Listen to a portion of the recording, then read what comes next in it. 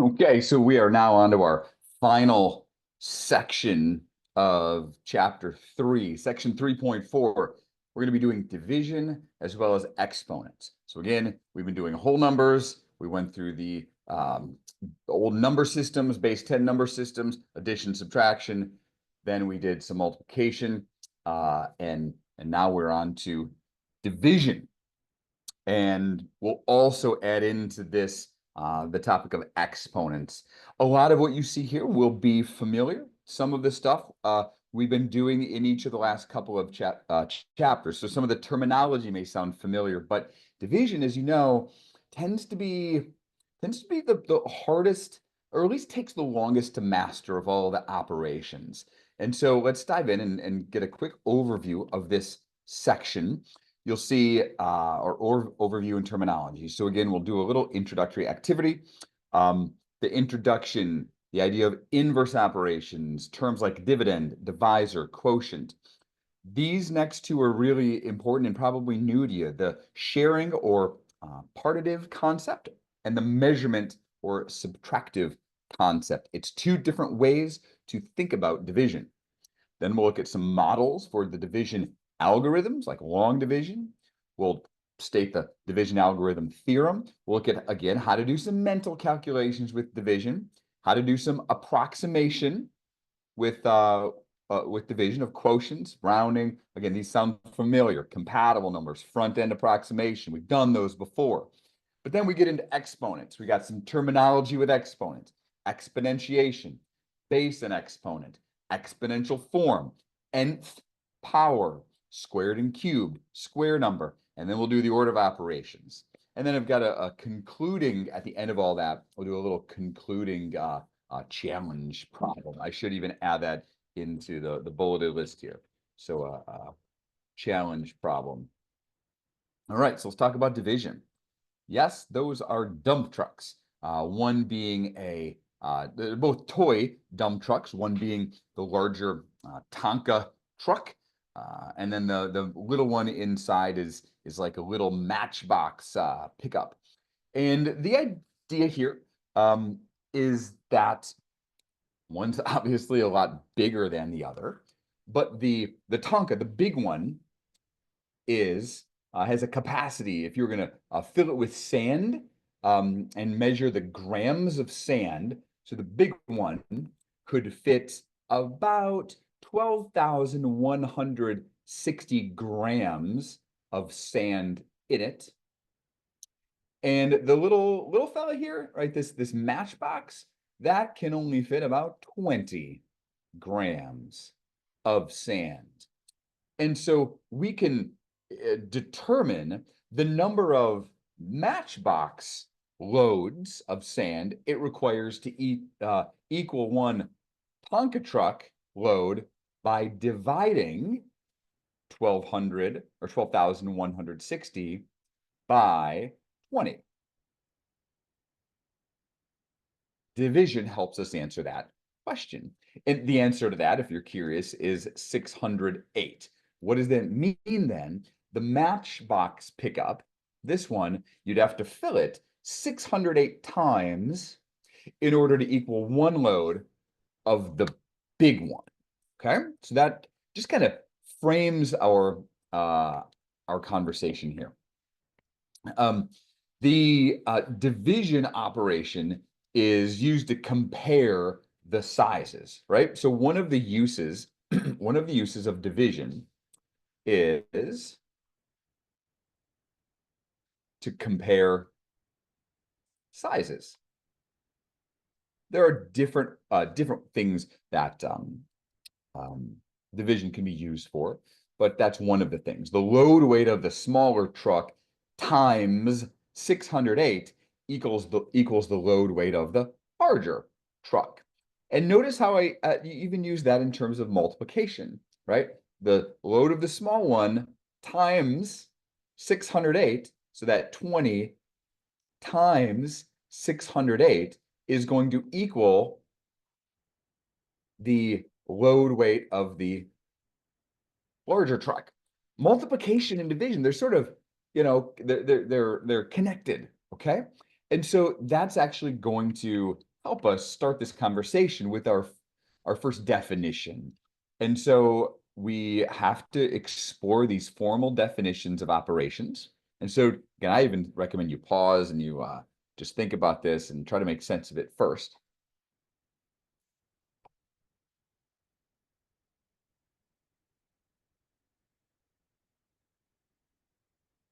What you see here is this definition. For any whole numbers R and S, with S not equal to 0, the quotient of R divided by S, written as, using those symbols, is the whole number K, if it exists, such that R is equal to S times K. So let's make sense of this, right? These formal definitions, again, can always be a little challenging. My job is to help you make sense of it. One way to think about this is if we're trying to answer this question, 12 divided by 4, we know that we're looking for some answer to that, okay?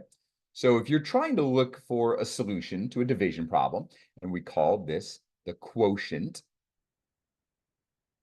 okay, the answer to a division is a quotient, then there has to be some number here that if I multiply it by 4, it equals 12.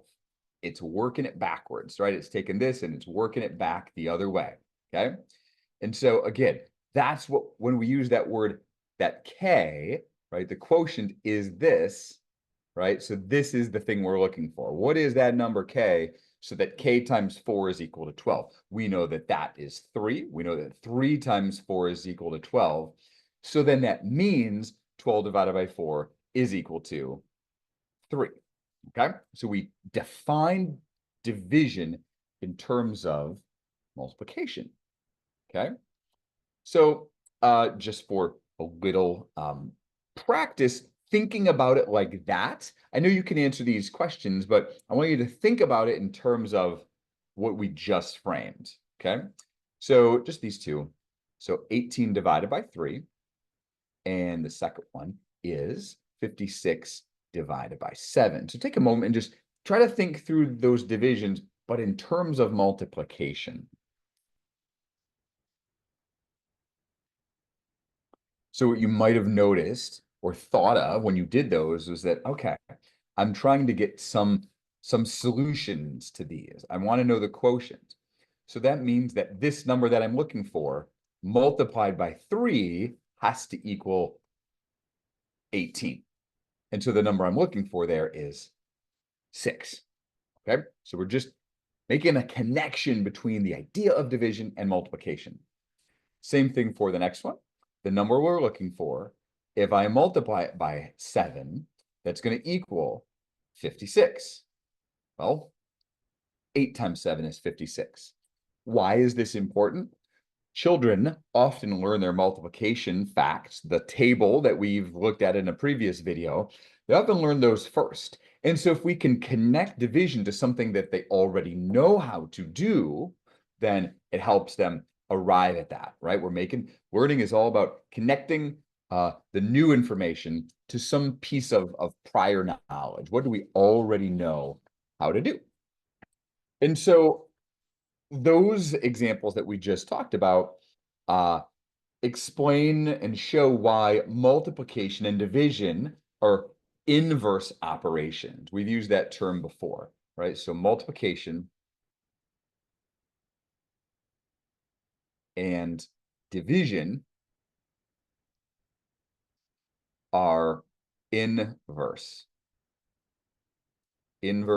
operations. I always think about that as kind of like they undo each other, right? You go in one way with multiplication, you turn it around the other way with division, and it gets you back to where you started. A couple other terms that are important to know. If I lay out a division statement like this, 18 divided by 3 is equal to 6. We've already stated that the solution to a division problem is called the quotient. But these also have names, okay? This number that we are dividing, the thing that's getting divided, is called the dividend. The dividend. And the thing that's doing the dividing, right? What are we dividing by? That's called the divisor. So the dividend divided by the divisor is equal to the quotient. Okay, so we want to make sure we are familiar with those terms, those words. Now, over time, the idea of division has really acquired two different meanings. Okay, so there's two different meanings of division. And those two meanings have names. One is called let me just change the way this looks a little bit. Okay. The one is called the sharing concept, or sometimes we might call it partitive. And the other is called the measurement or subtractive concept. We're going to go into both of these in a little bit of detail here. And so here's an example. Here's the question that I'm going to ask you first. All right. So the first question is this. Put it like this. Suppose you have 24 tennis balls, which you want to divide equally among 3 people. How many tennis balls would each person receive? See if you can take that and like sketch out what you think a little drawing of that would look like. Like that might help you solve this question. So take a moment to just pause and think about that. So what you might have drawn was this, some picture that looks like this. Okay. And what we did there was we asked the question, you have 24 tennis balls and you want to divide them equally among 3 people, which means you have to take all the 24 tennis balls and you have to make them into 3 different groups, right? There's one group, there's another group, there's another group, okay? And the question is, how many tennis balls would each person receive? And the answer is going to be the number in each group, which in this case would be 8, okay? Now what I'm going to do is I'm going to ask a very similar question, but in a slightly different way, okay? And so the question is this. I'm going to put it right next to the other one. And let me just adjust it a little bit so we can all read it well. This one says, suppose you have 24 tennis balls and you want to give 3 tennis balls to as many people as possible. How many people would receive tennis balls? Go ahead and sketch out what you think a diagram or a picture of this might look like. Again, pause and work on that for a moment. What you might have done was a diagram or a picture that looks something like this. Okay, so it all fits. Okay. Do you see the difference? But you also maybe see how these concepts are related to each other. So what we ended up with here is, again, 24 tennis balls, but you want to give 3 tennis balls to as many people as possible. And so what we end up with is 3 in each group, right? If we're thinking about this number 3, here and here, they're kind of meaning different things. There's 3 in each group here. There's 3 in a group there. Each person is getting 3 tennis balls. I'm handing 3 tennis balls to you and you and you and you and you and you and you and you. And so how many people would receive tennis balls? This is going to be the number of groups, which again is 8. In both of these cases, what we're doing is we're taking 24 and we're dividing it by 3 and we're getting a quotient of 8. Our dividend, our divisor, and our quotient are still the same. It's just that we're thinking about the question in 2 different ways. In fact, we're being asked 2 different questions. So this first one is an example of what we call that sharing or partitive idea, right? That's, again, the sharing or the partitive concept, right? When you are really dividing, when you divide by 3, and 3 is the number of groups that you're going to have, okay? This is an example of what we call the measurement or subtractive concept of division. And so 24 divided by 3, the 3 means something different. The 3 is saying how many are in each group, okay? So is your divisor, right? Is your divisor the number of groups, or is your divisor the number in each group?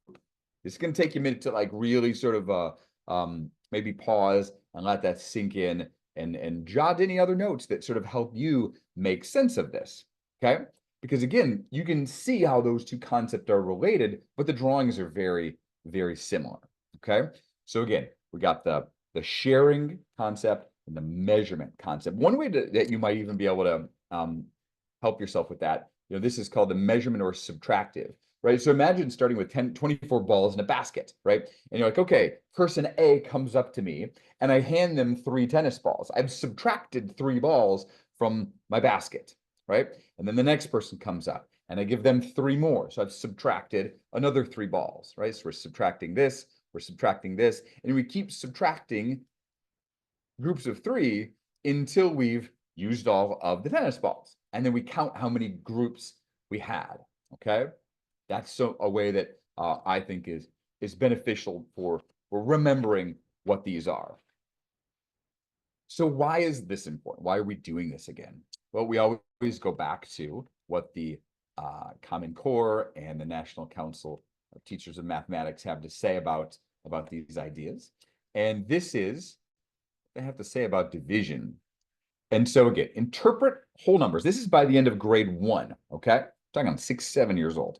Interpret whole number quotients of whole numbers, such as 56 divided by 8, as the number of objects in each share when 56 objects are partitioned equally into 8 shares. Partitioning is another way to frame the sharing concept, right? Or as a number of shares when 56 objects are partitioned into equal shares of 8 objects each. So there's the measurement or subtractive principle, right? So students have to learn to do both of those things, right? They have to learn to see division both ways.